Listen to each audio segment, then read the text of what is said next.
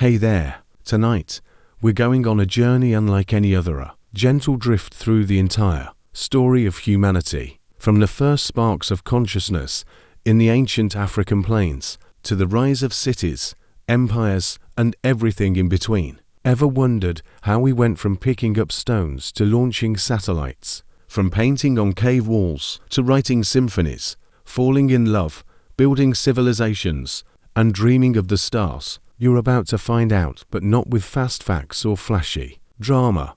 No, this is the story told slowly, softly, the way you might remember a dream. Before we get too cozy, take a second to like the video and subscribe, but only if you genuinely enjoy calm, thoughtful storytelling that helps you unwind. I also love hearing from where are you listening from tonight, and what time is it for you? Seriously, it's always comforting to know someone's tuning in from a quiet bedroom in Tokyo, or a cozy couch in Toronto, or maybe you're on a night shift break, or just struggling to fall asleep. Wherever you are, welcome. So, dim the lights, get comfortable, take a deep breath in, and let it go. This is the entire history of humanity. By firelight, they spoke softly, of ancestors, of animals, of the shape of the moon, and slowly, gently, the idea of a future began to take root, not just surviving, but building, belonging, becoming. And so, the dawn of humanity began to brighten, stretching towards something new, something more. Soon, the seeds of change would take root in the soil. People would begin to settle, to grow crops, to shape the land itself. But for now, the story rests beneath the stars, in quiet footsteps, and in the dreams of the first humans. The agricultural revolution. Time moved forward, slow and steady, like the quiet rhythm of waves against a shore. For tens of thousands of years, people wandered. They followed herds through valleys and forests, gathered roots and berries beneath open skies, and made their lives in the rhythm of nature's seasons. But then, somewhere in the gentle curve of a river, something changed. It was not sudden. It did not come with thunder or fire. It came in silence, in observation, in the careful hands of those who noticed that seeds left behind sometimes sprouted. The land was generous, and the people began to stay. This was the beginning of something entirely new, the agricultural revolution. In fertile places like the valleys of Mesopotamia, the Nile, the Indus, and the Yellow River, people learned how to shape the land, not just follow it. They planted wheat and barley, rice and millet. They learned to water the earth with canals and channels, guiding rivers like lifelines through the soil. And so, fields appeared, gardens grew, villages formed. Where once families had roamed the wide world, they now built homes of mud and clay. They baked bread. They stored grain for the long winter months. They tamed goats and sheep, and led cattle through green pastures. This change, so simple in appearance, would shape everything that followed. With more food came more people. With more people came new ideas. With stillness came memory and the need to record. And so, pottery appeared etched with symbols and shapes. Weaving followed, soft threads twisted into fabric. Tools grew sharper. The hearth became the heart of the home. The air was filled with smoke from cooking fires, the laughter of children, and the soft hum of work. Day by day, year by year, humanity settled into a new way of being. In places like Katolyuk in modern-day Turkey and Jericho near the Jordan River, early towns grew. People built homes close together, shared food, raised animals, and passed down stories around flickering flames. Domesticated animals, once wild companions, now lived alongside humans. Dogs guarded the homes, cows gave milk, chickens scratched in the dust, and above it all, the sun rose and fell, marking the seasons, planting, harvest, rest. This new life was not without hardship. Crops could fail, rivers could flood, disease could spread, but the people endured, and they adapted. Slowly, gently, the patterns of farming and settling gave rise to something even greater, civilization. But that would come later. For now, in these early fields and quiet villages, humanity found its rhythm, a slower life, a rooted life, a life connected to the land. And as night fell on these ancient settlements, The stars overhead told stories older than time, stories of change, of beginnings, of a people who learned not just to survive, but to grow. Early civilizations, as the rivers flowed and the crops grew, time carried humanity forward into a new chapter. From the stillness of farming villages came the stirring of cities. People gathered in larger numbers. They built walls and temples. They shaped the land with purpose, and in doing so, they shaped themselves. In the land between two rivers called Mesopotamia, something remarkable was unfolding.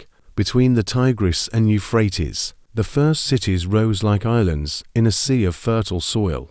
There was Uruk, one of the earliest known cities. Its streets were lined with mud brick homes. Its people raised ziggurats, massive step towers that reached gently toward the sky. These were not just buildings. They were symbols of belief, of power, of connection to something greater. Here, writing was born. Soft reeds pressed into wet clay created cuneiform, a system of marks that could carry thoughts across time. They wrote of harvests and trade, of laws and prayers, and for the first time, memory could live outside the mind.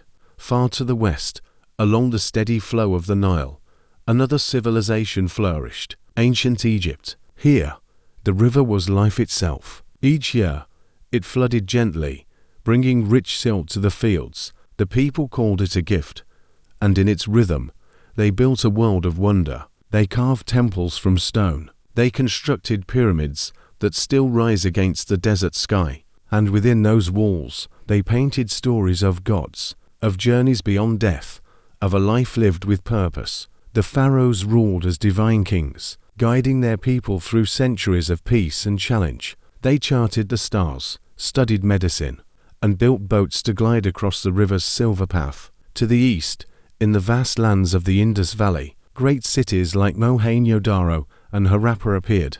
Their streets were carefully planned, their homes built with precision. They had drainage systems, public baths, and seals carved with mysterious symbols, echoes of a world both advanced and silent, for their language has yet to be understood. Life in the Indus Valley was peaceful and organized. Pottery was smooth and beautifully made.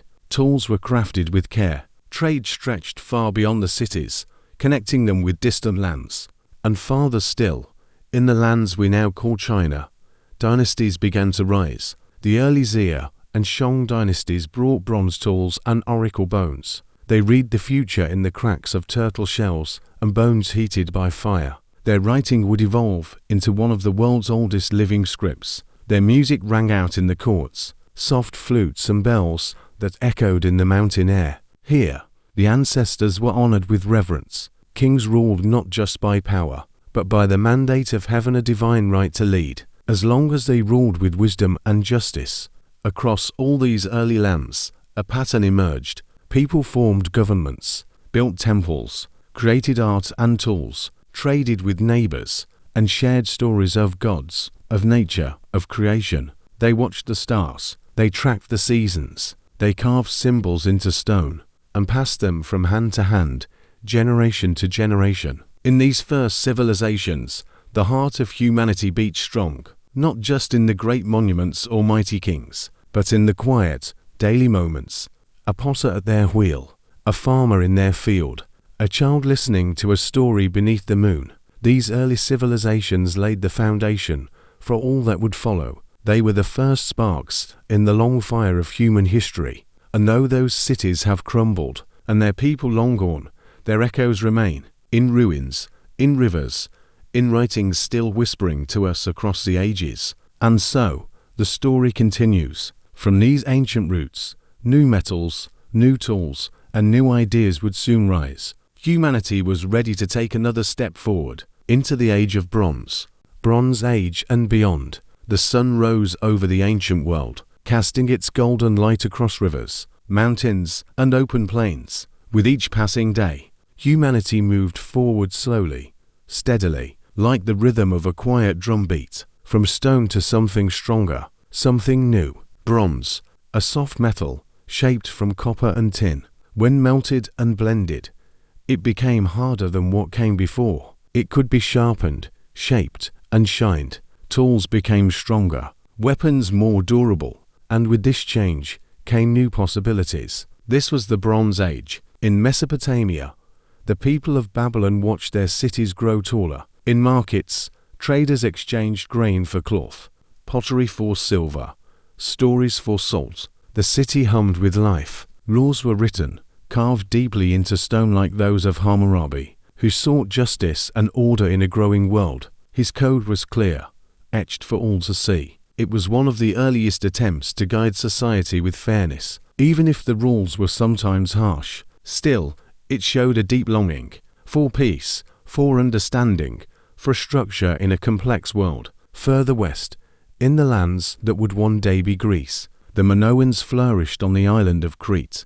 Their homes were bright, their palaces filled with color and light. They danced, painted, and sailed. The sea was their road, and their ships carried goods to distant shores. Later, the Mycenaeans followed warriors and builders. Their stories echoed in ancient myths, in tales of heroes and hidden cities. To the east, in China, bronze was shaped into ritual vessels elegant and ornate. These were not just tools, but treasures, used in ceremonies, to honor ancestors, to ask the heavens for blessings and protection.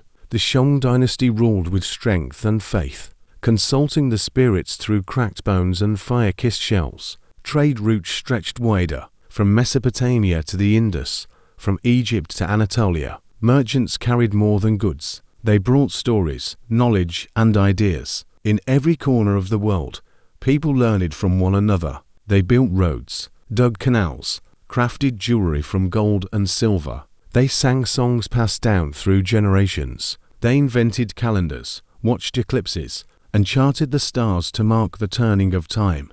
And perhaps most importantly, they wrote cuneiform in Mesopotamia, hieroglyphs in Egypt, the early forms of Chinese script, each one unique, and yet each carrying the same desire to remember, to understand, to connect. Writing let people speak to those they would never meet. It preserved poems, prayers, contracts, and dreams. Words became bridges through time. As cities grew, so did complexity. Hierarchies formed. Kings ruled over thousands. Armies marched. Walls were built. And while some lands rose in prosperity, others fell to drought or war or time's quiet erosion. But through it all, people endured. They tilled the soil, baked clay bricks, taught their children, prayed to the sky, and watched the world shift beneath their feet. The Bronze Age was not just an age of metal, it was an age of transformation. The whispers of early civilization grew louder, richer, more defined, and soon, those whispers would echo through marble temples, across vast empires, in the writings of philosophers and poets. The world was preparing for a new age, one of reason, of conquest, of beauty. Classical antiquity was waiting just over the horizon, but for now, the world lay quiet under bronze-colored skies, and the story of humanity drifted onward calm, patient, eternal. Classical antiquity, the world turned slowly, like the hands of a great, ancient clock. Out of the soft bronze dawn, a new kind of light began to rise, a light shaped by ideas, art, reason, and the dreams of entire civilizations. This was the time of classical antiquity. In the rocky hills of Greece, small city-states emerged like seeds among stone. There was Athens, home of philosophers and playwrights, Sparta, where discipline ruled, Corinth, Thebes, and many more, each with their own voice, their own gods, their own way of life. The Greeks believed the world was full of wonder, of beauty and mystery. They told stories of gods who lived on Mount Olympus, of heroes who crossed oceans and fought monsters, of love and war and fate. These myths lived in every temple, every painting, every whispered tale beneath the stars. But the Greeks did not only tell stories, they asked questions. What is justice? What is truth? What is the good life? From these questions came philosophers, gentle seekers of knowledge. Socrates, who wandered the streets asking the simplest, hardest questions. Plato, who dreamed of ideal forms and invisible truths. Aristotle, who studied everything, from ethics to biology, from poetry to politics. In Athens, democracy was born, not perfect, not for all, but something new. A city governed by the voices of its citizens, debated in open air, decided by vote, A beginning, art flourished. Marble was shaped into lifelike statues. Temples rose with elegant columns. Theatre echoed with tragedy and comedy reflections of life's joys and sorrows. Then came a young man from the north, Alexander. He moved like a storm across the ancient world, from Greece to Egypt, from Persia to the edges of India. His armies carried swords, but also culture. In his wake, cities were built, languages mixed, ideas flowed. The Hellenistic world was born, where East met West in temples, markets, and schools. But farther west still, another power was growing. Rome, at first, a humble republic. Farmers, soldiers, storytellers. They honored their ancestors, kept simple virtues, discipline, loyalty, duty. But they were ambitious and patient. Slowly, steadily, the Roman Republic spread its reach. It built roads straight and strong. Aqueducts carried water into mighty cities. Laws were written in stone for all to read. Rome learned from Greece. It adopted its gods, its art, its thinking, but it also forged its own identity, practical, ordered, grand. Then came emperors. Julius Caesar, who crossed the Rubicon. Augustus, who brought peace after years of war. Under their rule, the empire stretched from Britain to the deserts of Arabia, from the forests of Germany to the sands of North Africa. In every city, bathhouses, markets, amphitheaters, Latin inscriptions, proud statues, public forums where the voices of empire echoed. It was a time of power, but also of progress. In Rome's libraries, scrolls filled with philosophy, poetry, science. In Alexandria, scholars studied the stars and preserved ancient texts. Medicine advanced, maps were drawn, ideas were debated and shared. And yet, like all things, this age, too, would change. Cracks formed in empires, borders strained, invasions came, beliefs shifted, and slowly, the classical world faded into something new. But it did not disappear. Its legacy, its words, its thoughts, its art remained, in columns that still stand under sunlit skies, in languages that echo in our own, in the questions we still ask. What is justice? What is truth? And so, as the sun set on classical antiquity, it did not fade into silence, but into memory, a golden thread woven into the long tapestry of human history, soft and steady, guiding us forward toward new empires, new ideas, and the ever-turning wheel of time.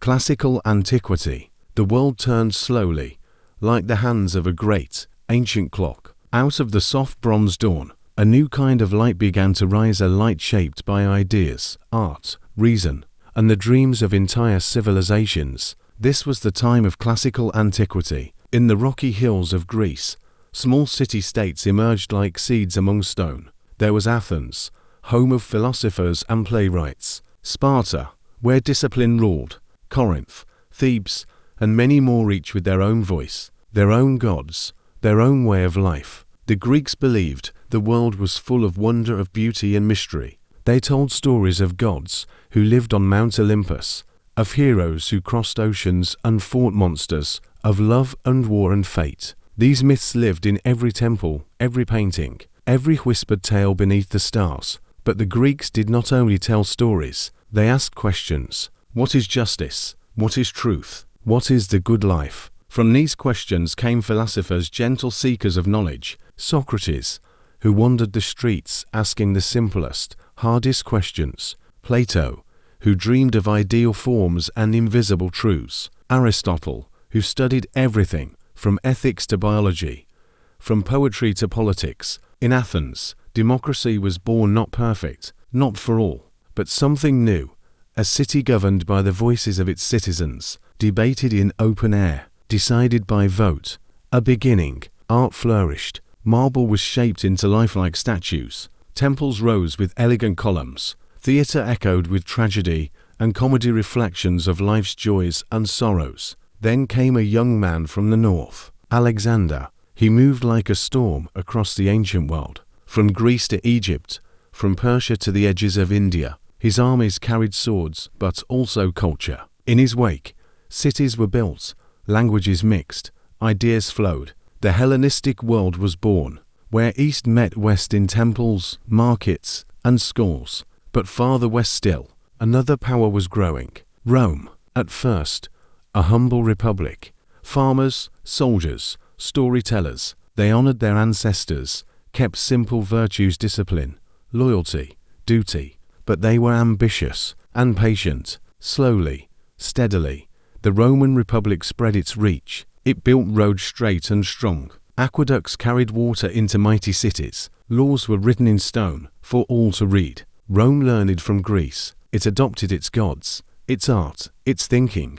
But it also forged its own identity, practical, ordered, grand. Then came emperors. Julius Caesar, who crossed the Rubicon. Augustus, who brought peace after years of war.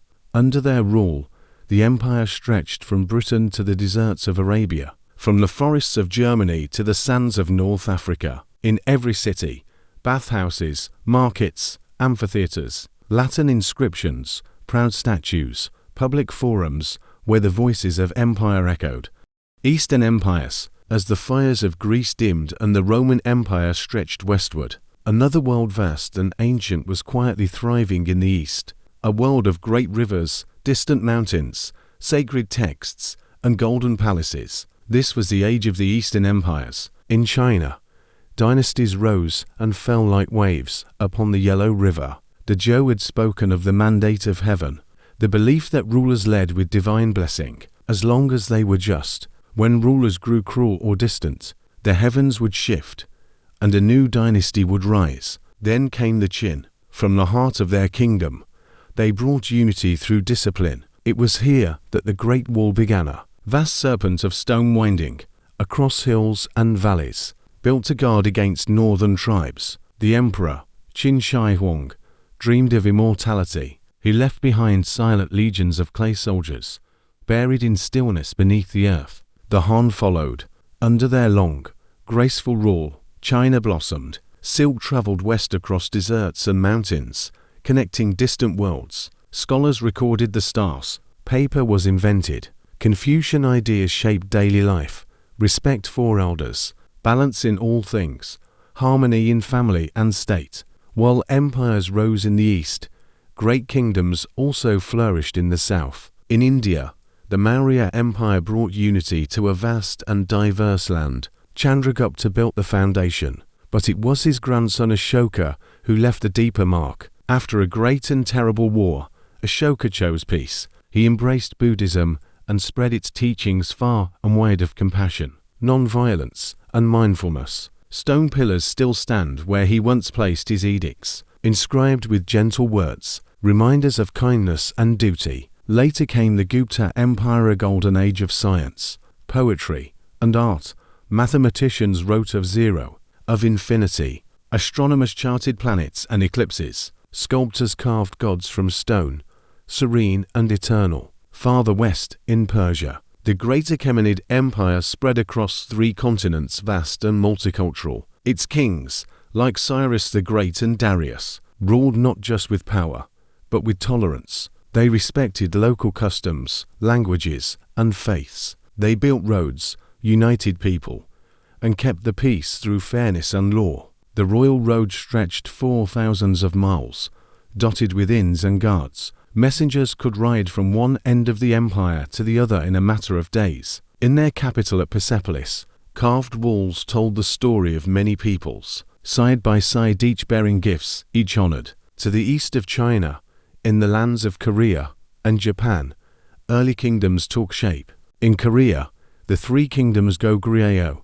Baekje, and Silla developed, culture and art influenced by China, but distinctly their own. Stone fortresses guarded their hills. Bronze bells rang in temples. Poetry flowed like mountain streams. In Japan, the Yamato rulers began to unify the islands. Nature was sacred. Shinto shrines were built in harmony with forest and stream. And from the mainland, Buddhism arrived, bringing with it new ways of thought, of beauty, of calm reflection. Throughout the Eastern world, empires rose not only in might, but in spirit. They studied the heavens. They sought wisdom. They built not just palaces, but philosophies. And through every valley, every city, every quiet home, the thread of human life continued, Children listened to stories beneath rice paper lanterns. Farmers followed the seasons. Monks sat in stillness. Kings walked through gardens in the cool of morning. Empires would rise,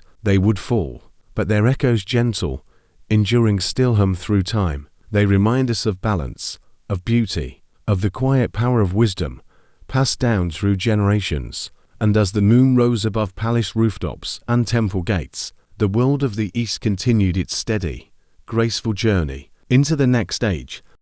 Religious developments. Long ago, as people gazed into the night sky, they saw not only stars, but meaning. They listened to thunder, to wind through trees, to silence, and in those sounds, they searched for a connection to the earth, to the heavens, to one another. From that search, religion was born, not all at once, not in one place, but like rivers flowing from distant mountains. Beliefs formed gently, patiently, and found their way to hearts and minds around the world. In the ancient lands of India, the Vedic traditions whispered to the people through sacred hymns. These words, spoken by priests and passed down over generations, formed the early roots of what would become Hinduism, a rich, layered faith filled with gods and goddesses, stories of cosmic battles, rebirth, and liberation. The idea of Dharma, one's path, and duty taught that life was a journey, not just of the body, but of the soul. Cycles of birth, death,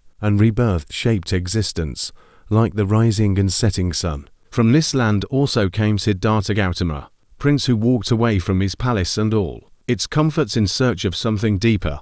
Under the shade of a Bodhi tree, he found it. Enlightenment. He became the Buddha, the awakened one, and from his peaceful heart came the teachings of Buddhism. Suffering, he said, was part of life, but there was a way beyond it, a middle path, simple and compassionate, that could lead to peace. His message traveled slowly, gently, across mountains and seas, from India to Sri Lanka, to China, Korea, Japan, and beyond. In monasteries and quiet temples, monks chanted his words. In sculpture and art, his calm gaze offered comfort. To the west, in the deserts of the Middle East, the people of Israel told the story of a single God, a God not of thunder or wind, but of promise, of law, of memory. Judaism began as a covenant, a sacred agreement between the people and their Creator. The Torah told stories of exile and return, of justice and mercy, of struggle and faith. From generation to generation, these stories were kept alive, recited in song and prayer, honored on holy days and in everyday life.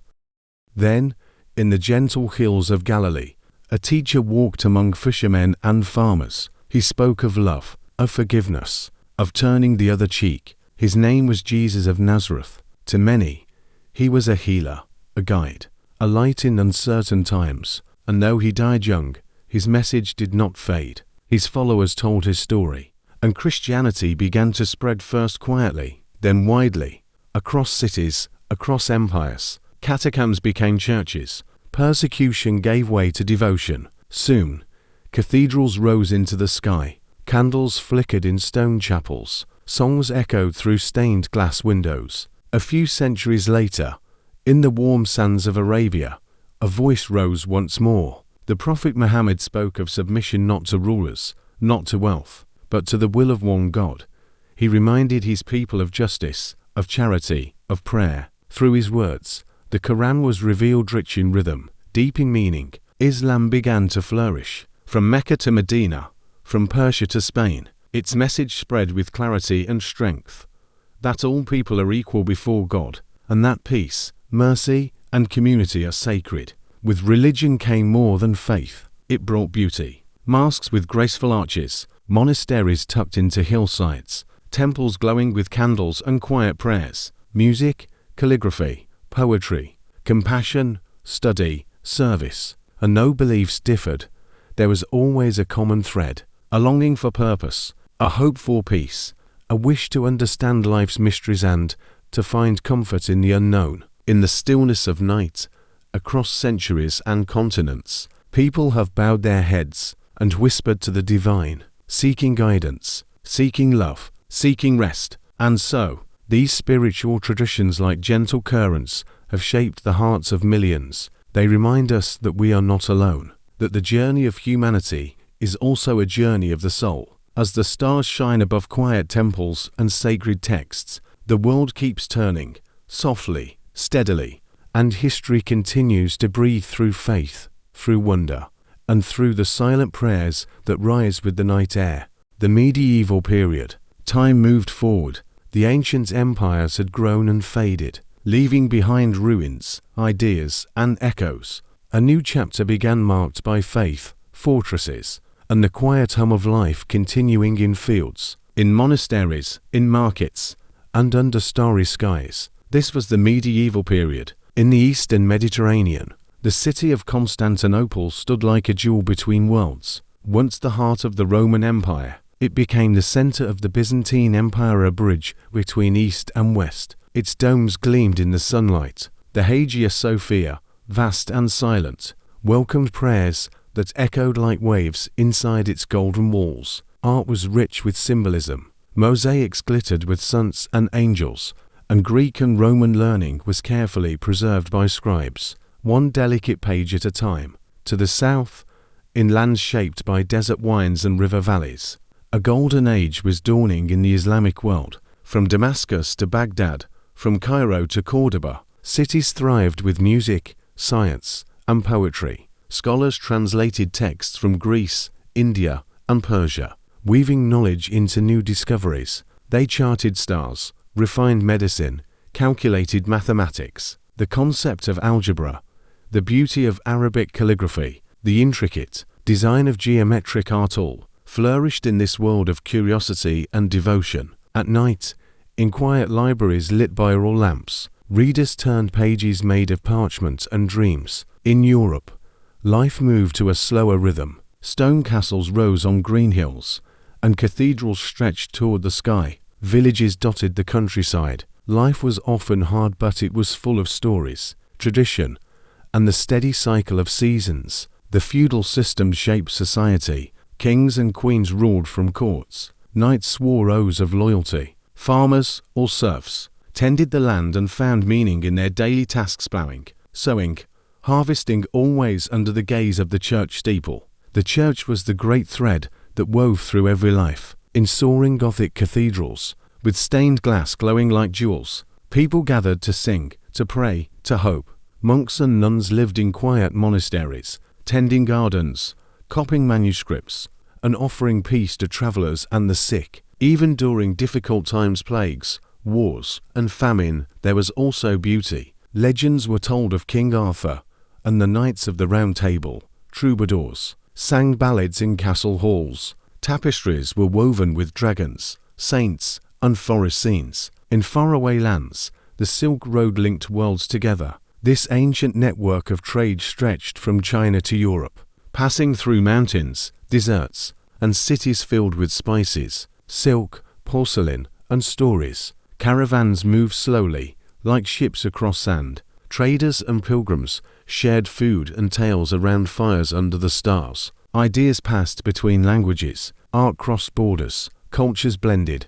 Meanwhile, in Scandinavia, longboats slipped through icy waters. The Vikings, brave seafarers from the north, explored, traded, and sometimes raided. But they were also builders, poets, and explorers. Their myths spoke of gods who battled frost giants and walked among mortals. In Africa, powerful kingdoms thrived. In West Africa, the empires of Ghana, Mali, and Songhai grew rich with gold and knowledge. The great city of Timbuktu became a center of learning, with libraries and scholars deep in the desert sands. Further east, Christian kingdoms rose in Ethiopia, while along the Swahili coast, ocean breezes carried the sound of trade ivory, spices, and laughter mingling in marketplaces. In the Americas, long before Columbus, civilizations flourished. The Maya observed the heavens and built temples aligned with the stars. The Aztecs constructed floating gardens and grand plazas. The Inca carved roads through mountains and spoke through knots tied in colorful cords, called quipu. Each people, each place, each quiet moment part of the great, unfolding story of humanity. And always, the night returned. Candles were lit, doors were closed, children curled under blankets, while elders told stories by firelight of heroes, of spirits, of distant lands, and as bells tolled across valleys, and stars blinked gently overhead, the world, though filled with hardship and change, drifted once again into sleep. In the hush of the medieval night, beneath stone walls and moonlit fields, history rested, waiting for the dawn of a new age. The Americas and Oceania, far across the oceans, beyond the familiar lands of Europe, Africa, and Asia, other worlds blossomed in quiet beauty. Here, in the vast landscapes of the Americas and the gentle islands of Oceania, human life took its own path, rich with mystery, wonder, and connection to the natural world. In Mesoamerica, the Maya gazed into the sky and saw stories written in the stars. They were mathematicians, astronomers, and architects. In their forest cities Tikal, Palenque, Chichen Itza, they built stone pyramids where priests climbed slowly, offering thanks to the sun, the moon, and the passage of time. They understood the turning of the seasons. They made calendars more precise than many in the old world. Their writing system, made of beautiful symbols called glyphs, told stories of kings, of gods, of births and wars, of peace and plenty. To the north, in the highlands of central Mexico, the Aztecs rose. Their capital, Tenochtitlan, shimmered in the middle of a great lake. Canals wound between floating gardens. Markets buzzed with color and sound. Maize, cacao, feathers, pottery. The people offered prayers to their many gods and held grand ceremonies in temples shaped like mountains. Their world was vibrant and alive, a mix of nature, myth, and ambition. Further south, high in the Andes Mountains, the Inca built an empire stitched together with roads and bridges, stretching from the deserts of Peru to the jungles of Ecuador and the valleys of Chile. They carved terraces into mountainsides and grew potatoes and maize. They carried messages over long distances using relay runners. Instead of written language, they used quipu strings knotted in careful patterns to record numbers, history, and trade. At the center of it all, Cusco stood proud, and above the clouds, the hidden city of Machu Picchu waited, silent and sacred. In North America, many nations lived close to the rhythms of the land. In the forests, the Haudenosaunee, or Iroquois, built longhouses and formed powerful confederations that valued dialogue and balance. In the southwest, the Pueblo peoples built homes into cliffs, carved from stone and adobe, where Kiva's underground chambers were used for rituals and community. On the Great Plains, the Lakota, the Comanche, and other nations followed the buffalo across wide, open lands. They lived in harmony with the animals and skies, telling stories under vast canopies of stars. To the northwest, the Tlingit and Haida carved great totem poles, each one telling a tale of ancestry, spirit, and survival. Far across the sea, in the blue heart of the Pacific, the people of Oceania sailed from island to island, guided only by stars, waves, and birds. These were the great navigators, explorers of open waters, traveling thousands of miles in wooden canoes. In Polynesia, the people of Hawaii, Samoa, and Tahiti lived in close connection with the ocean and the land. They chanted creation stories passed from mouth to ear, sang lullabies under palm-thatched roofs, and carved wood and stone with loving hands. In Aotearoa, what we now call New Zealand, the Maori arrived and built strong communities guided by mana, whakapapa, and deep respect for nature. They planted sweet potatoes, hunted birds, and remembered ancestors through songs and tattoos. Moko etched upon the skin like living history. Even farther west, in the ancient deserts and forests of Australia, the Aboriginal peoples lived lives deeply woven into the earth. Their Dreamtime stories told of how the world was shaped not just long ago, but always happening, always present. Through rock art, music, and sacred walkabouts, they honored the land as their teacher and ancestor. All across these lands, so far apart, yet deeply human life unfolded gently and rhythmically. Seasons changed, elders taught the young, rituals marked the passing of years. The moon rose over mountains and oceans, and the stories of gods, animals, and spirits lived on in fireside songs and quiet memories. These civilizations may have seemed isolated, but they were never alone. They were part of the same great tapestry of human experience woven with care, dyed with wonder, and carried softly on the wind.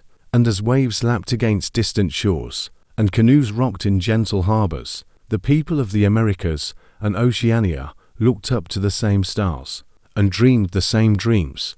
The Americas and Oceania, far across the oceans, beyond the familiar lands of Europe, Africa, and Asia, other worlds blossomed in quiet beauty. Here, in the vast landscapes of the Americas and the gentle islands of Oceania, human life took its own path rich with mystery, wonder, and connection to the natural world. In Mesoamerica, the Maya gazed into the sky and saw stories written in the stars. They were mathematicians, astronomers, and architects. In their forest cities Tikal, Palenque, Chichen Itza they built stone pyramids where priests climbed slowly, offering thanks to the sun, the moon, and the passage of time. They understood the turning of the seasons. They made calendars more precise than many in the Old World. Their writing system, made of beautiful symbols called glyphs, told stories of kings, of gods, of births and wars, of peace and plenty. To the north, in the highlands of central Mexico, the Aztecs rose. Their capital, Tenochtitlan, shimmered in the middle of a great lake. Canals wound between floating gardens. Markets buzzed with color and sound maize, cacao, feathers, pottery. The people offered prayers to their many gods, and held grand ceremonies in temples shaped like mountains. Their world was vibrant and alive, a mix of nature, myth, and ambition. Further south, high in the Andes Mountains, the Inca built an empire stitched together with roads and bridges, stretching from the deserts of Peru to the jungles of Ecuador and the valleys of Chile. They carved terraces into mountainsides and grew potatoes and maize. They carried messages over long distances using relay runners. Instead of written language, they used quippy strings knotted in careful patterns to record numbers, history, and trade. At the center of it all, Cusco stood proud, and above the clouds, the hidden city of Machu Picchu waited, silent and sacred. In North America, many nations lived close to the rhythms of the land.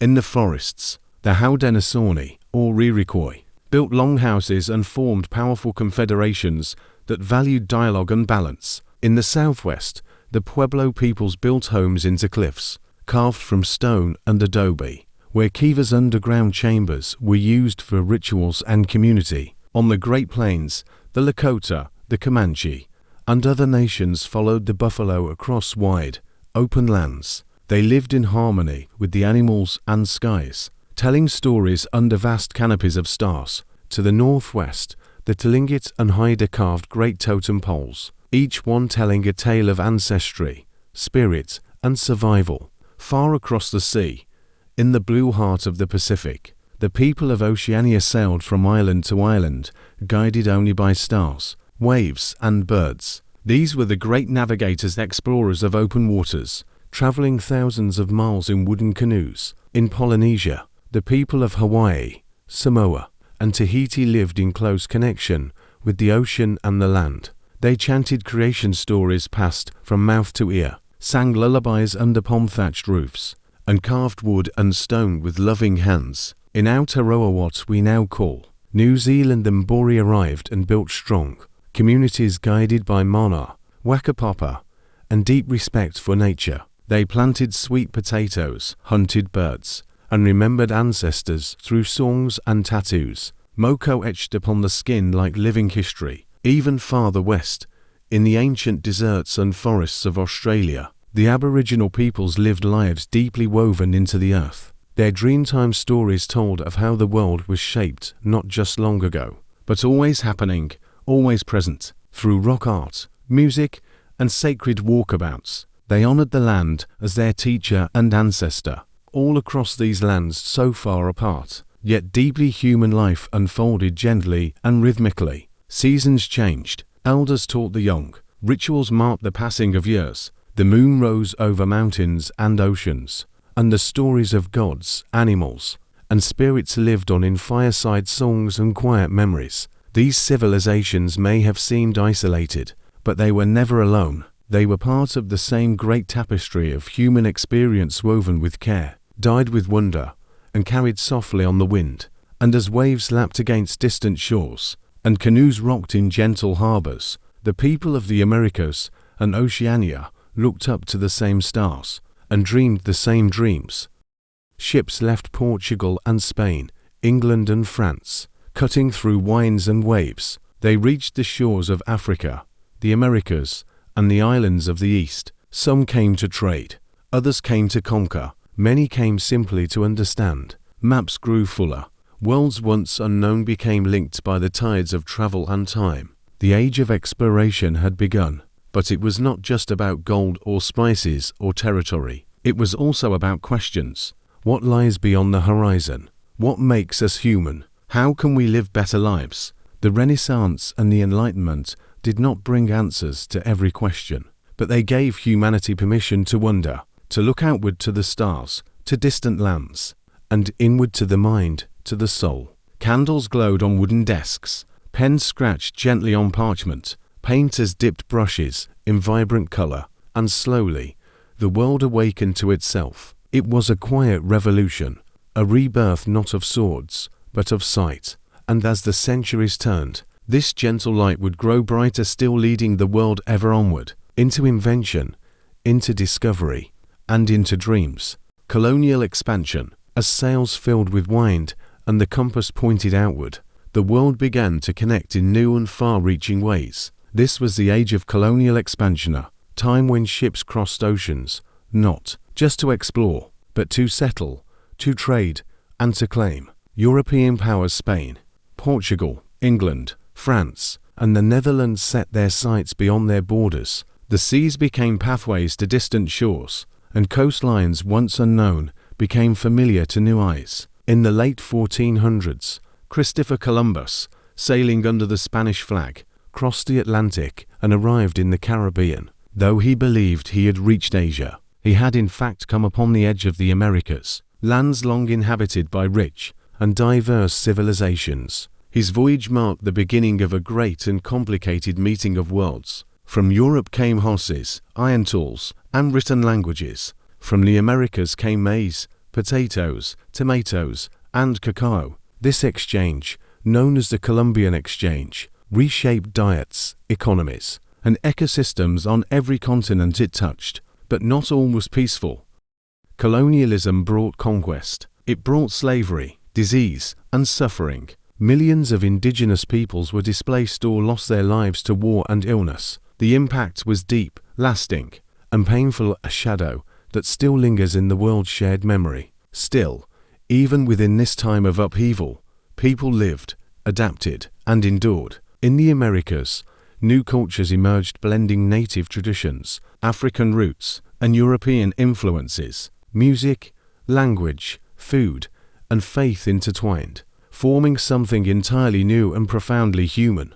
Across Africa, European traders built forts along the coasts. They sought gold, ivory, and spices. But the most terrible trade of all was the transatlantic slave trade, a dark chapter where millions of African men, women, and children were taken from their homes and sold into bondage across the Atlantic. And yet, within this darkness, stories of resilience shone through. Enslaved people held tightly to their languages, their songs, their stories. They built families, communities, and quiet strength. Their spirit carried forward through generations, an unbreakable thread of endurance and hope. In Asia, trade blossomed between East and West. The Dutch and the British established trading companies. Spices from the East Indies, silk from China, and tea from India found their way into European homes. At ports and marketplaces, languages mixed, coins changed hands, and ideas flowed alongside goods. Meanwhile, in the Pacific, explorers like James Cook charted the coasts of Australia and the islands of Polynesia. With each journey, maps were redrawn, and the known world became larger and smaller. All at once, colonialism shaped the global economy. New crops, sugarcane, tobacco, cotton were grown on vast plantations, often through forced labor. Ports like Havana, New Orleans, and Calcutta bustled with ships loaded with cargo. Cities grew, fortunes rose, and across the world, empires expanded. But amid all this movement, the human heartbeat remained steady. Families gathered, traditions were passed down, elders spoke of ancestors, and children learned to plant, to cook, to pray. In quiet places behind the noise of empires, people lived their lives in small, steady ways. And so the world became stitched together not only by conquest and commerce, but by shared sunrises, shared songs, shared sorrows. As the age of colonial expansion unfolded, the earth seemed both larger and more connected than ever before. And as the waves rolled on, and ships returned to distant harbors, a new world was forming, one both heavy with struggle and full of possibility. In the gentle hush of history, even these tangled centuries whispered softly, "We are not alone. We are part of something vast, and still we dream." The Industrial Revolution. The world turned slowly for thousands of years. Days were marked by the rising sun and the rhythm of the seasons. Work was done by hand, by wind, or by water, and life moved gently, predictably, with the pace of nature. But in the 18th century, that rhythm began to change. It began softly in workshops and villages, in the quiet spinning of wool and the forging of iron. And then, like a rising tide, the change spread faster and farther than ever before. This was the Industrial Revolution. In England, coal was pulled from deep beneath the ground, and steam engines puffed to life. Machines began to spin thread, weave cloth, and pump water. Tasks that once took many hands could now be done by gears and belts, turning day and night. The spinning jenny, the power loom, the steam locomotive, each invention brought speed and transformation. Canals and railways stretched across the land, carrying goods and people to places they had never gone before. Factories rose in towns and cities. Tall chimneys reached toward the sky, and the steady clatter of machines echoed through narrow streets. People moved from countryside to city, trading farm fields for factories and wooden cottages for brick tenements. It was a time of great invention and great upheaval. Life changed quickly. Days grew longer. Work grew harder. Children and adults alike toiled in the hum of machines, often from dawn to dusk. There was wonder, yes, but also weariness. Still, the world kept spinning forward. In the United States, canals linked the Great Lakes to the Atlantic Ocean. Steamships plied mighty rivers like the Mississippi. Telegraph wires were strung across wide plains, carrying words faster than wind. In Germany, in France, in Belgium, and beyond, factories multiplied. Science and industry worked hand in hand. New fuels, new chemicals, and new processes shaped everything, from paper to steel to glass. And with invention came hope. Inventors dreamed of better lives. Engineers built bridges that spanned rivers, and railways that cut through mountains. Cities lit up with gas lamps, and soon after, electric lights twinkled where once only candles glowed. The world felt smaller. Letters traveled swiftly. Ideas crossed borders. A doctor in London could share discoveries with a scientist in Paris. A farmer in Iowa could read a newspaper printed in New York. And in homes around the globe, life began to look more connected than ever before. But the story of the Industrial Revolution was not only one of machines. It was also about people who adapted, who endured, who imagined something more. Workers began to speak up, to organize, to ask for safer conditions, fair wages, and time to rest. Unions formed. Laws slowly changed. The voices of everyday people began to shape the future in new and lasting ways. There was struggle, there was suffering, but there was also strength. In the midst of smoke and soot, communities formed. Families gathered for meals. Music drifted through alleyways. Children played beneath gaslights, chasing shadows and dreams. And while the cities grew loud, the countryside remained. Fields still turned gold in the autumn. Rivers still sang their quiet songs. The stars above still glimmered, untouched by industry. This great transformation, this industrial revolution, set the stage for the modern world. And yet, beneath all the iron and steam and speed, the most powerful force remained the human spirit, curious, creative, and forever moving forward. Now, as we lie still, safe and calm, We remember this chapter not for its noise or its change, but for the way it showed us that even in the face of great movement, the heart still beats slowly, gently, quietly, just like now. The age of revolutions, as the machines of industry turned and the lights of cities flickered to life. Another kind of change was stirring quiet at first, but growing louder with each heartbeat of history. This was the age of revolutions, a time not just of inventions, but of ideas, of people rising to ask simple but powerful questions. What is freedom? Who holds power? And how should we live together? The first great echo of this age rang out in America. In the late 1700s, 13 British colonies along the Atlantic coast began to dream of something new. They spoke of liberty, of self-governance, of a world where rulers listened to the ruled, with words like life, liberty, and the pursuit of happiness. The American Revolution was born. Battles were fought, yes, but so were debates and dialogues. And in the year 1776, a new nation declared its independence. The United States of America was not just a place, it was an idea, still forming, still growing, like the young trees of its vast forests. Not long after, across the ocean, the winds of revolution blew through France. It began with hunger, with heavy taxes, with a people tired of being unheard. In 1789, the French Revolution unfolded with cries of liberté, égalité, fraternité, liberty, equality, and brotherhood. The old monarchy fell. A republic was born. The streets of Paris echoed with speeches, songs, and sometimes sorrow. It was a time of great hope and great fear, where the dream of a new society burned bright. Even as the path forward was uncertain, these revolutions inspired many. In Haiti, enslaved people rose up in courage and defiance. Led by Toussaint Louverture, they fought not just for freedom from colonial rule, but for freedom from slavery itself. In 1804, Haiti became the first black republic, a symbol of strength and dignity.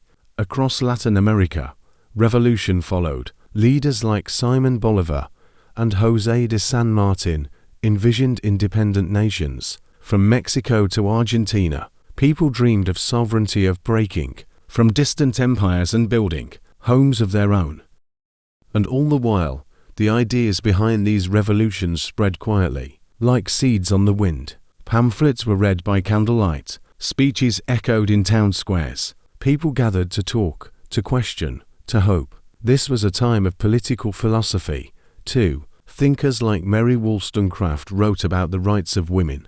Others debated democracy, monarchy, and justice. The world was learning to think differently, boldly, and out loud. But even in the loudest moments of revolt, there was a quiet thread, a desire for fairness, a wish to be heard, a belief in something better. Of course, not all revolutions led to peace. Some ended in struggle.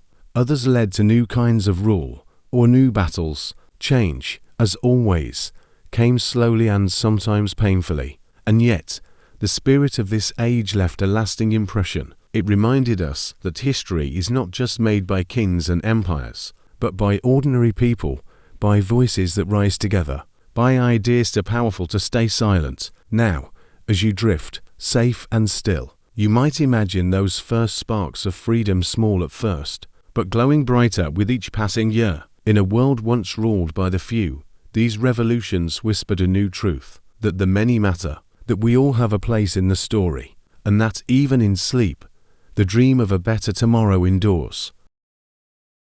The 19th century. The world in the 19th century was changing, quietly and steadily, like the slow unfolding of a flower in morning light. This was a century of contrasts, of progress and pain, of invention and expansion, of quiet hopes and rising voices. The revolutions of the 18th century had stirred the winds of change. Now, in the 1800s, those winds flowed through every corner of life. In Europe, a sense of identity grew stronger. People began to see themselves not just as subjects of kings, but as members of nations united by language, culture, and shared memory. This was the age of nationalism, when Italy and Germany, once divided into many small states, began to unify into single countries, Alongside this political change came the height of the Victorian era, named after Queen Victoria of Britain. It was a time of elegance and order, of trains gliding through the countryside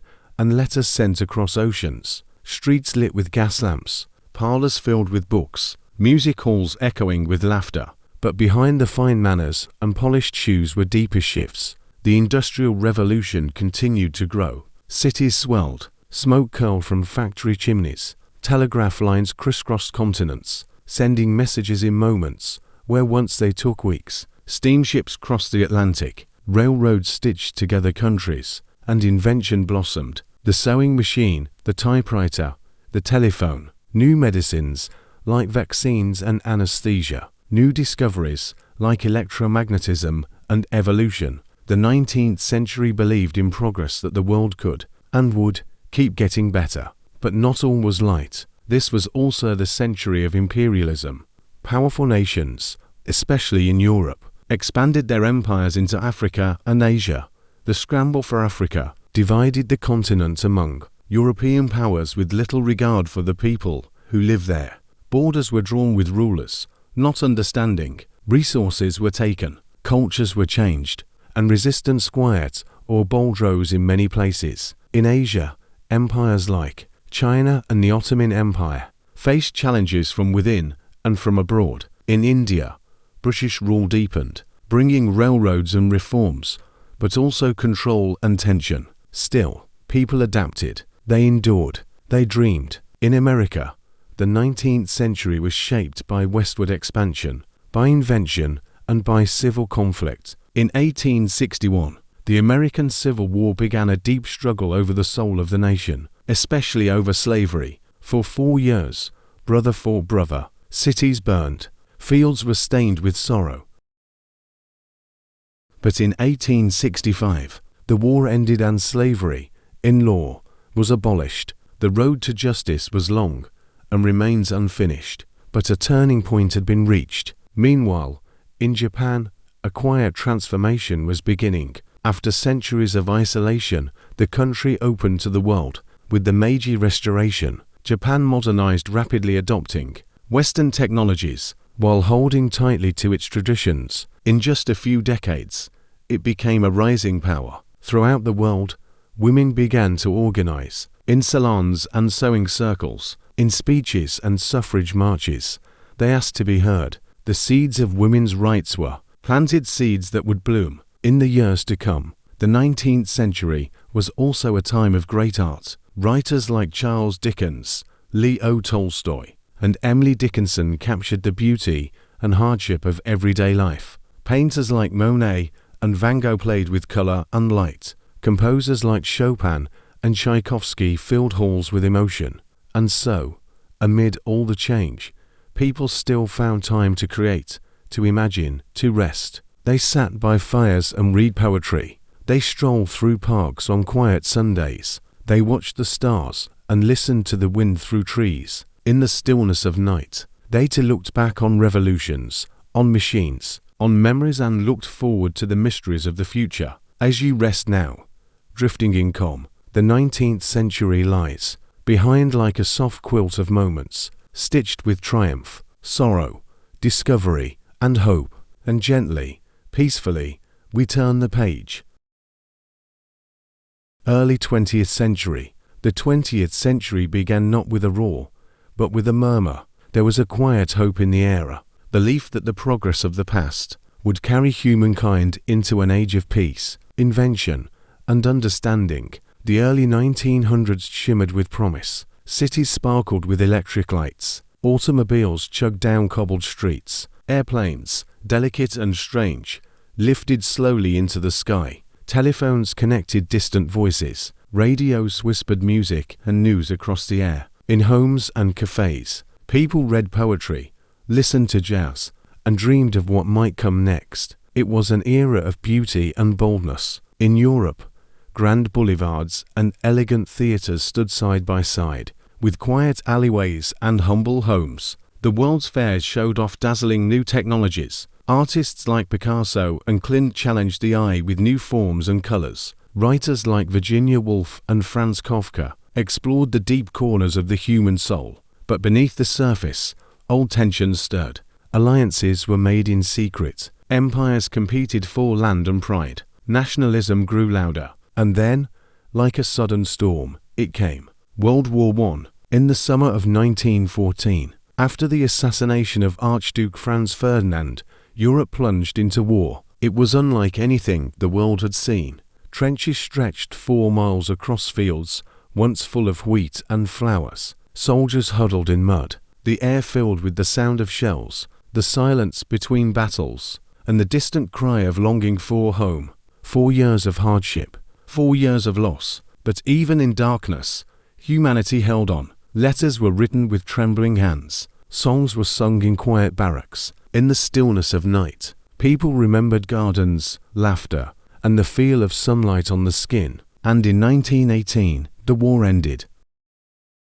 But the world had changed. An entire generation had seen both courage and tragedy. Empires fell, borders were redrawn, and in the hope of peace, the League of Nations was formed, a first attempt at global cooperation.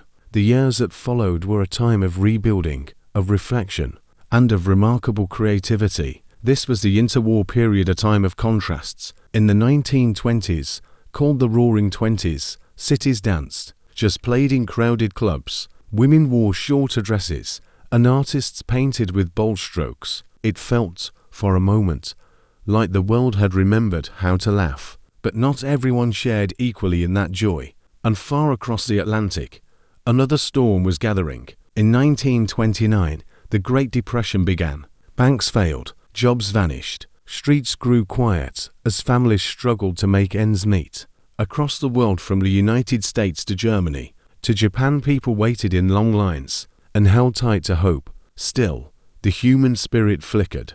Communities gathered. Neighbors helped neighbors. Children found games in the dust, and parents whispered stories by candlelight. As the 1930s unfolded, the world watched, anxious. In Germany, a man named Adolf Hitler rose to power. In Italy, Mussolini marched. Across the world, fear grew, governments strained, and slowly, like a distant rumble, the signs of a new conflict began to grow.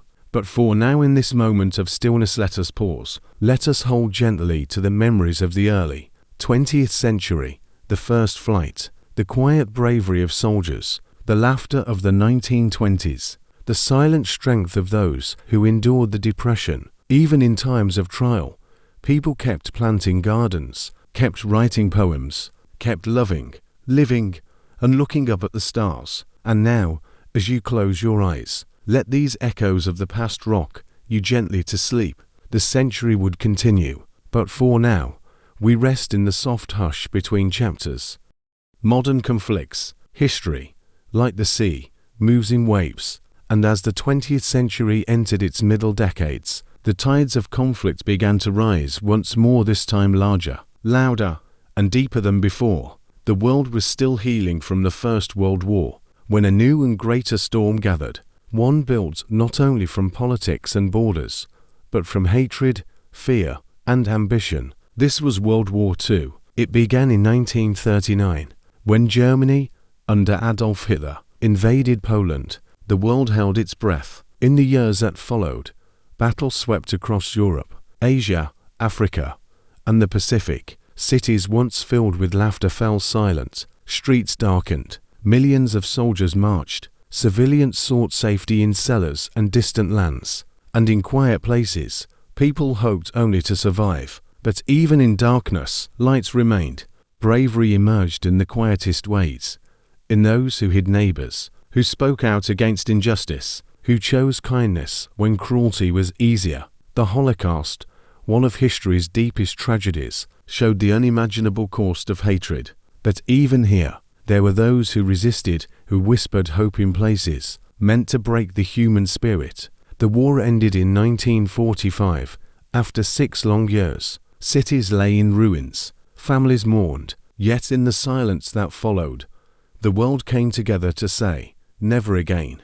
The United Nations was formed, a global promise to talk before fighting, to solve problems together, to dream of peace. But peace, fragile as it was, came with new tension. Two powerful nations emerged from the war, stronger than ever: the United States and the Soviet Union. Allies once, they now eyed each other with mistrust, and so began the Cold War. A war not of bombs, but of ideas, of spies and satellites, of nuclear weapons kept in silence. The world watched, waited, and held its breath. Children practiced hiding under desks. Leaders met in secret. Walls were built not just of stone, like in Berlin, but of fear. And yet, there was no great battle between them. Instead, conflict echoed in other places. In Korea, war broke out. Later, in Vietnam, another conflict pulled in powers from around the globe. Across the Middle East, lines were drawn, alliances formed, and old tensions reignited. Throughout Africa, Asia, and the Caribbean, countries shook off colonial rule. This era of decolonization brought new nations, new flags, and proud, hopeful voices. Some transitions were peaceful, others were not, but in each place, people reclaimed their stories, choosing self-determination after centuries of being ruled from afar. And still, amidst these conflicts, life went on. Children played in fields, farmers planted seeds, artists painted and danced, teachers taught, and poets dreamed. Even in times of turmoil, humanity returned again and again to beauty, to kindness, and to rest. So now, as you rest, imagine the quiet moments hidden between these headlines. A mother rocking her child in a darkened room, a soldier writing a letter home, a small village lighting candles after the power returns, a single flower blooming in a war-touched field. Because even in the shadow of conflict, the world never stops turning. People never stop hoping, and peace, though it may sleep, always stirs within the human heart.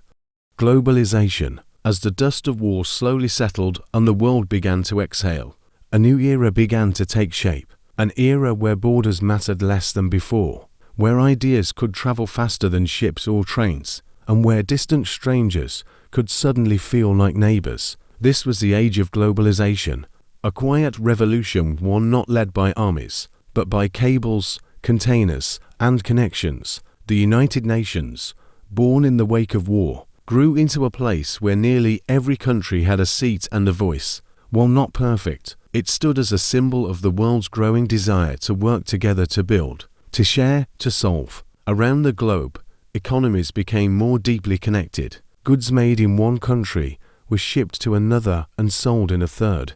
A shirt might be stitched in Bangladesh, designed in Paris, and worn in New York.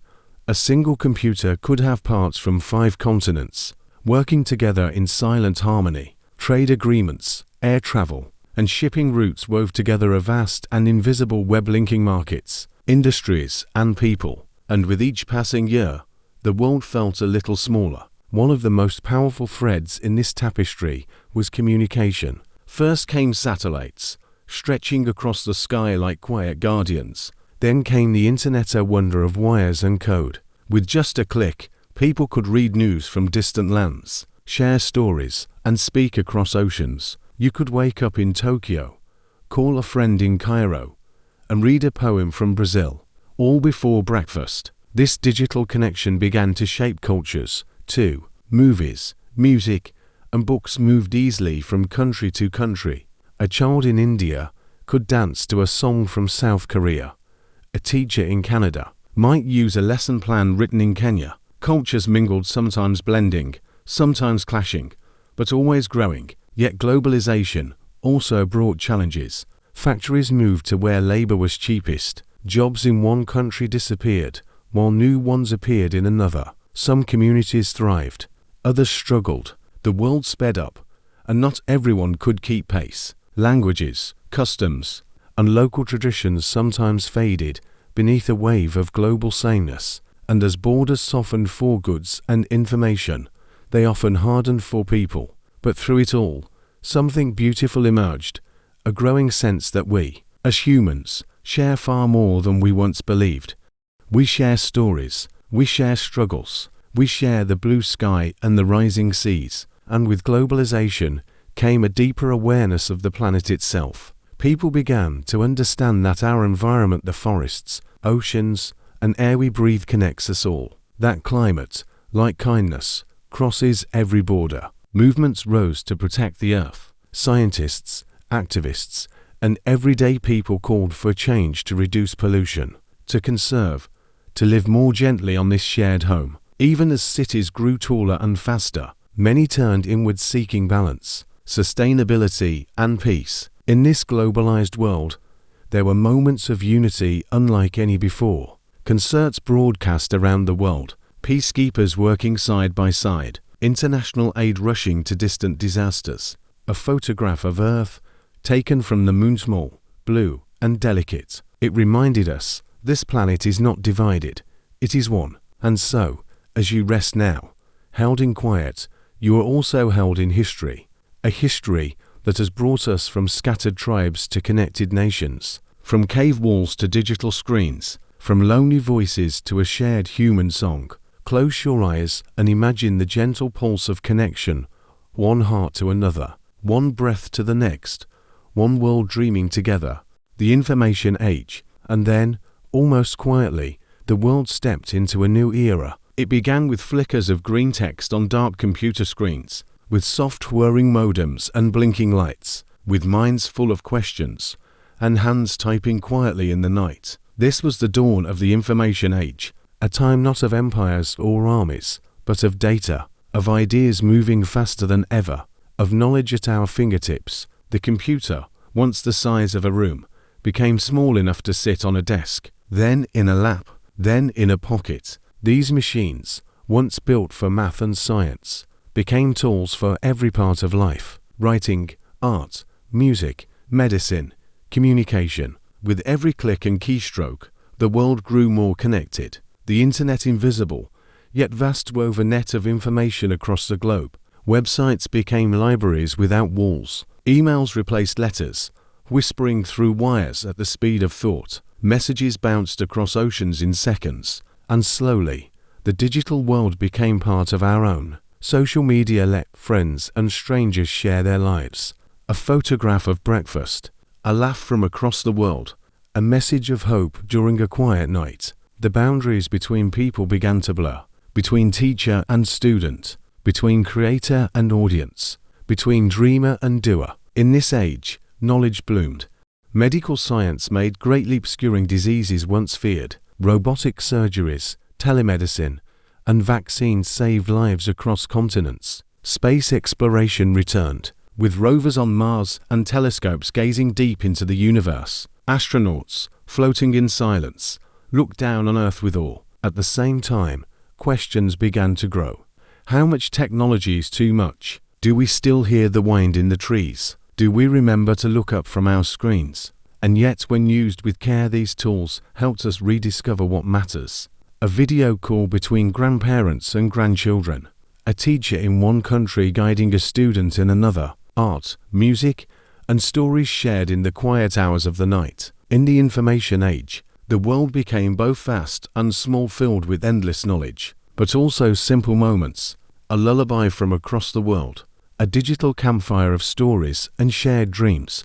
A gentle voice, like this one, guiding you to sleep with the memory of how far we've come. So now, rest easy. Let the hum of distant servers, the soft pulse of satellites, and the glow of unseen networks fade into stillness. For even in this fast, flickering world, there is still room for quiet, for breath, for sleep.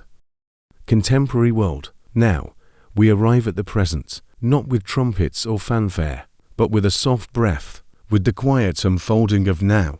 The contemporary world, the world we live in today, is filled with motion, sound, and change. It is a world where people cross continents in hours, where stories unfold in real time, and where technology continues to shape the rhythms of daily life. We live in a time of great contrasts. Skyscrapers climb toward the sky, while ancient forests still whisper beneath the wind. We speak to artificial intelligence, and still plant gardens with our hands. We chase speed, and long for silence. Culture, too, is always moving.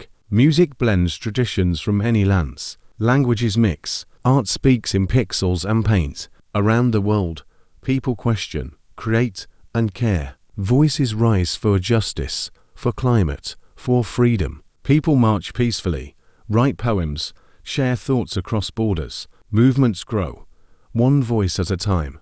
And yet, the world can feel heavy. News arrives quickly, sometimes too quickly. Events change with the hour. There is joy and sorrow, peace and conflict, connection and loneliness. But in this ever-changing present, there is something enduring, the desire to belong, to love, to understand, to rest. Even now, as you lie here, listening to the soft story of our shared human past, you are part of history, too. A quiet moment in the long, winding story of Earth, a breath, a heartbeat, a pause. So let the noise of the day gently fade. Let the glow of screens dim in your mind. Let your thoughts soften, like sand settling in still water. You are safe. You are here. You are exactly where you need to be. Reflections on human history. Now we drift, not forward, not backward, but gently inward. In the quiet that follows the telling of history, there is space to reflect, to breathe, to simply be. The story of humanity is not just dates and empires. It's not only inventions or wars. It is something softer, something deeper. It is the steady rhythm of lives lived. It is hands holding hands. It is fires lit against the dark. We began, long ago, as quiet creatures under open skies. We wandered rivers, crossed plains, climbed mountains. We shaped tools from stone and stories from silence. We painted on cave walls, not to conquer, but to remember, to leave behind a trace, a whisper in the dark that said, I was here, I felt, I hoped. That same whisper echoes through time, from the builders of pyramids to the scribes of ancient scrolls, from the thinkers of Athens to the monks copying texts by candlelight, from sailors mapping stars to poets penning verses for unseen eyes. Every generation, in its own way, reached for meaning, through temples, through songs, through gardens and games and lullabies. We were never just surviving. We were always searching for a connection, for beauty, for peace. Even amid the noise of history, the clashing of armies, the rise and fall of kings, there were always moments of stillness. A mother humming to her child in ancient Mesopotamia, a boy feeding birds on a morning in Rome, a girl watching cherry blossoms fall, century after century, in Japan. Tiny, quiet acts, and yet, those are the ones that truly last. Because while the great walls crumble, while empires fade to dust, the human heart endures, compassion endures, wonder endures, the soft need to love and be loved endures. In every corner of the world, across every century, there were those who chose to build instead of break, to listen instead of shout, to heal, to sing, to share. They are part of our history, too, as are the mistakes. We have stumbled again and again. We have hurt one another. We have taken more than we gave. We have let fear drown out understanding.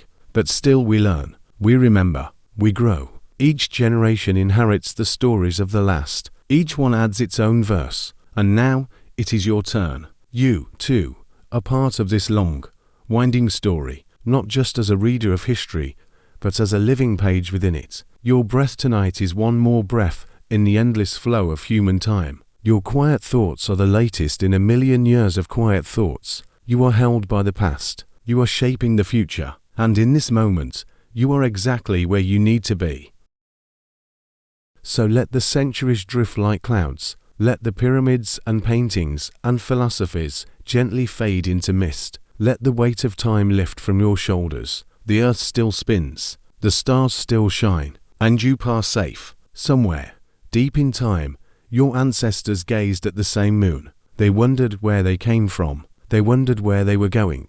Now, you rest in the same wonder, not to answer every question, but to feel the beauty of the asking, to know that you are not alone, that you never were, that you are part of a vast, gentle, ongoing story, one that begins before memory and continues, quietly, as you sleep. So close your eyes. Let the echoes of time become soft and warm. Let the story settle into stillness. You are here. You are loved. You are part of everything. And now, you can rest.